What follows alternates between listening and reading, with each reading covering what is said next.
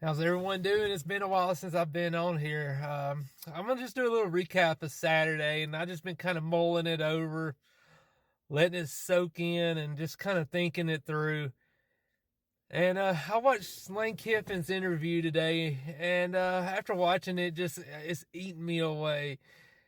He said that at the beginning of it, if anybody wants to go watch it, he says that it's not like he got out coached or anything. That is 2 games. You've been clearly out coached. I mean, that's why Brian Kelly didn't kick or go for 2 at the end of the game. He knew you would self-destruct. The team was so confused in overtime.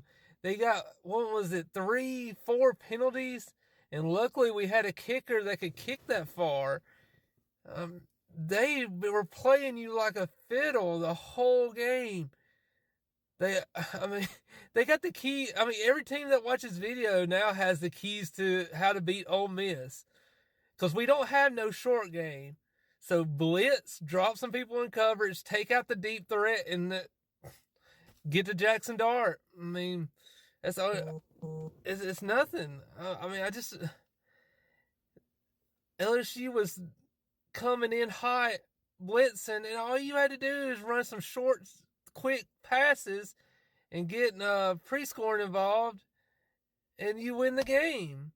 That's 2 games. Even in the South Carolina game, they shut you down in the second half because they saw what you were trying to do. You have no short game. You can't get the run game going. If it weren't for Bentley breaking free, you wouldn't have had nothing. It's like, I don't understand how you're not seeing you're getting out coached. It's clear you're getting out coached. Kentucky played you like a fiddle too. Slow the game down, and put a little pressure on Jackson Dart, and then that's it. That's it. It blows my mind that he cannot realize he's being out coached. I want to go over one more thing. One more thing has been eating me alive. Lane Kiffin made the statement that he needed more money to stay in Oxford. Ole Miss gave it to him. They wrote him a new contract, more money. Gave it to him. Lane Kiffin said he needed, what was it? Analysts, trainers, strength and conditioning, all this mess. Oxford went and brought a whole new staff in.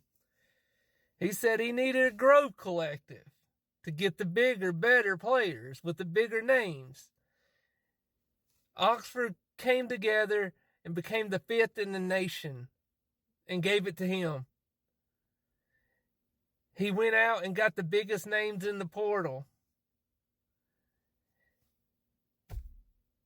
And then he comes out and says he needs the fans to stay to the end. And they did at Kentucky. And he is still finding ways to lose games. Everybody's saying, well, they're finding ways to win. No, he's finding ways to lose. And that's the bottom line. He's finding ways to lose games. And it's getting harder and harder to watch. And I'm so sick of, you're not a fan if you don't support them. And no, I'm tired of accepting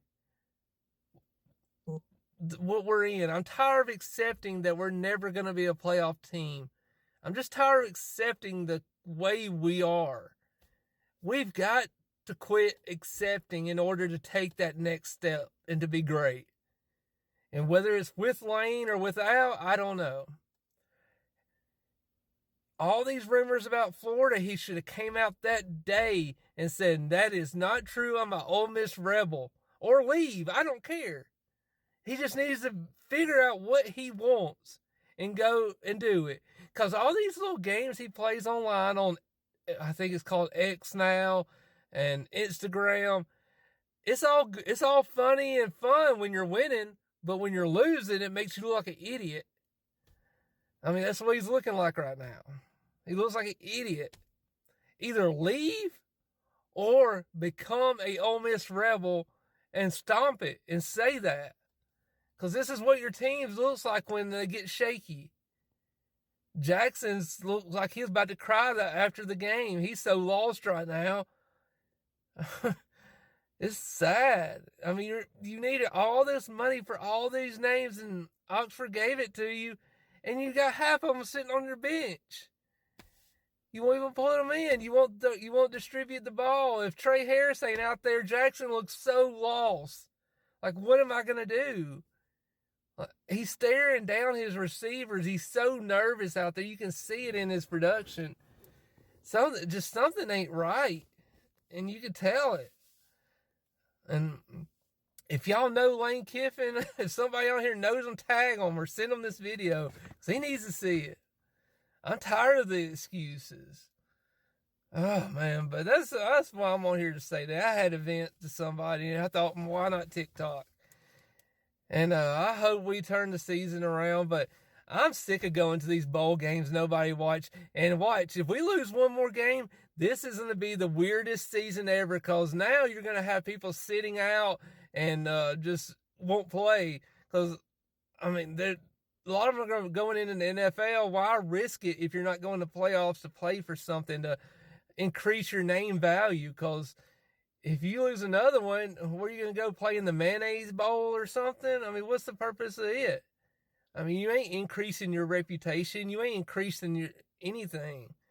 You're, if anything, you're hurting it. So there's going to be a ton of, because now all these players have agents, and they're going to, be influencing these players. Hey, y'all are not going to have the season y'all thought.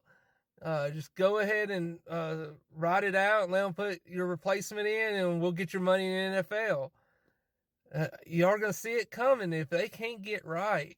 And I don't know if they can get right, because something's off, and I can tell it. And Lane not admitting that he was out coached, that's a serious issue.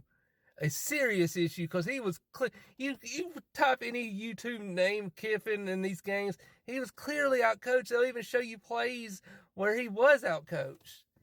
It's just something's seriously got to be done, and it's getting harder and harder to watch. But I guess I can hope for baseball season, but I know that's gonna be a disaster too. But anyways, that's my rant for today. I hope everybody has a blessed week, and I'll see y'all on the next one. God bless, and let's grind on.